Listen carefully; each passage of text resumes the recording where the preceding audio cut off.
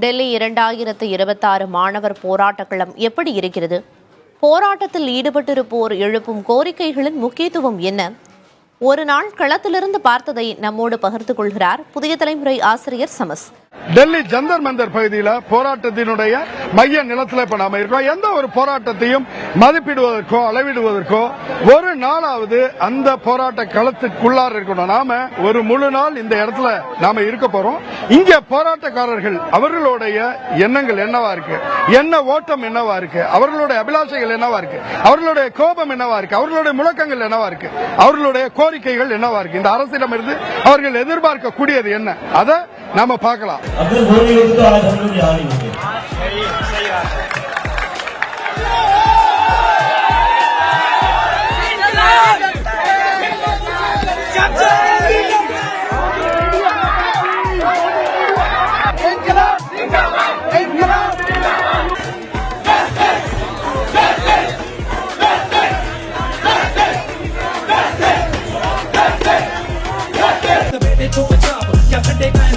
காலையில வந்துட்டு போராடிட்டு போகக்கூடிய அப்படியான அடையாள நிமித்தமான போராட்டங்களை செய்யல. இங்கேயே அவங்க தங்கி இருக்காங்க. இதற்கு வரக்கூடியவர்களும் அவர்களால் முடிந்த நேரத்துல எல்லாம் வந்துட்டு போயிட்டு இருக்கிறாங்க, பார்க்க முடியுது. பகலில் வரக்கூடியவர்கள் இருக்காங்க, மாலையில வரக்கூடியவர்கள் இருக்காங்க, இரவுல வரக்கூடியவங்க இருக்காங்க, காலையில வரக்கூடியவங்க இருக்காங்க. ஒவ்வொரு நாளும் இப்படி வரும்போது அவர்களாலான உணவுப் பொருட்களை வாங்கி கொண்டு வந்து இவர்களுக்கு கொடுத்து தார்மீக ரீதியான ஆதரவை அவர்களுக்கு தெரிவிப்பதை நாம் பார்க்க முடிகிறது.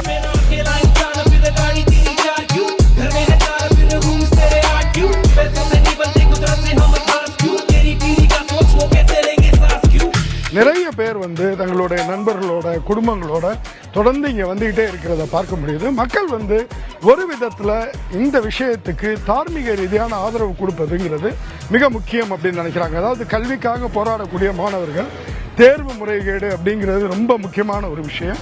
அதை நோக்கி எதிர்கேள்வி கேட்பவர்களுக்கு ஒரு தார்மீக அடிப்படையிலான ஆதரவை கொடுப்பதுங்கிறது ரொம்ப முக்கியம் அப்படின்னு நினைக்கிறாங்க.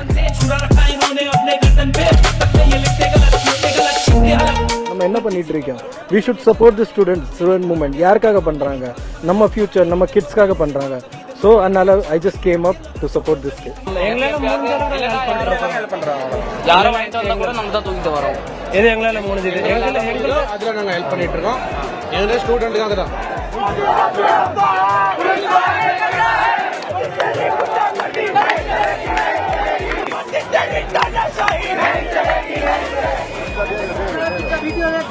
தேங்க்யூ. இங்க இரவு நேரத்தில் இருக்கக்கூடிய புழுக்கத்துக்கு விசிறிக்கிறதுக்காக விசிறியை ஒருத்தர் கொடையா கொடுத்துட்டு இருக்கிறார். எப்படி பல விஷயங்களை பார்க்க முடியுது. அங்க பாருங்க எவ்வளவு பேர் விசிறிட்டு அந்த வரிசையில் நிக்கிறாங்க. இந்த வரிசை எப்படி வந்து போராட்டத்தை நோக்கி கொஞ்சம் கொஞ்சமா போயிட்டு இருக்கு அப்படிங்கிறத நாம இப்ப பார்க்கிறோம்.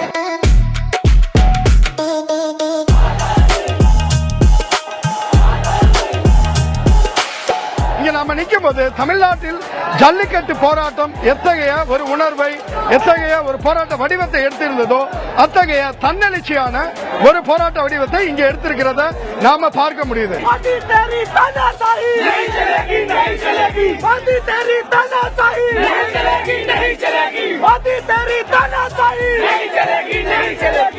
டெல்லியை பொறுத்த அளவுல மட்டுமில்ல, சுதந்திர இந்திய வரலாற்றுல மாணவர்கள் டெல்லியில இப்படி வந்து உட்கார்ந்து நாடாளுமன்ற வளாகத்தினுடைய கதவை மூடும் அளவுக்கு ஒரு தீவிரமான போராட்டம் நடக்கிறதுங்கிறது சுதந்திர இந்திய வரலாற்றுல இதுதான் முதல் முறை. இத்தகைய ஒரு போராட்டத்தை இதுவரை டெல்லியும் பார்த்ததில்லை. டெல்லி எத்தனையோ போராட்டங்களை பார்த்திருக்கலாம். எவ்வளவோ திரளடிக்கக்கூடிய பல லட்சக்கணக்கானோர் குழுமி இருக்கக்கூடிய ஏராளமான தீவிரமான போராட்டங்களை பார்த்திருந்தாலும் கூட மாணவர்கள் இப்படி வந்து முன்னாடி உட்கார்ந்து தங்களுடைய கல்விக்காக ஒரு போராட்டத்தை நடத்துவது என்பதை இப்போதுதான் முதல் முறையாக பார்க்கிறது. இன்னைக்கு ரொம்ப நிரம்பி வழிகிறதுனால சாலையில அங்கங்கே இவங்க உட்கார்ந்து அவர்களுடைய எதிர்ப்பை பதிவு செய்யறத நம்ம பார்க்கிறோம். இவர்களை போற ஏராளமான குழுக்கள் சாலையிலேயும் அமர்ந்திருக்கிறாங்க. अपने कफन पे बचपन से छुरा रखा इन्होंने अपने गर्दन पे ये लिखते गलत எல்லாருமே ஒரே இடத்துல இருக்கிறாங்க அப்படின்னு சொல்றதுக்கு இல்ல. எல்லாரும் பல்வேறு குழுக்களா இணைஞ்சு வெவ்வேறு முழக்கங்களை ஏறுறாங்க. சிலர் அமைதியா இருக்காங்க, சிலர் சித்திரங்கள் வரைஞ்சு வச்சிருக்காங்க, சிலர் இந்திய அரசமைப்பு சட்டத்தை தாங்கி நிற்கிறார்கள், பலர் இந்திய தேசிய கொடிகளை தாங்கி நிற்கிறார்கள். இப்படி வெவ்வேறு வடிவங்களில் வந்திருக்கிறாங்க. அவர்களுடைய அபிலாஷைகள், அதற்கு பின்னாடி மிக தீவிரமான ஒரு தேட்டம் இருப்பதை நாம் பார்க்க முடிகிறது.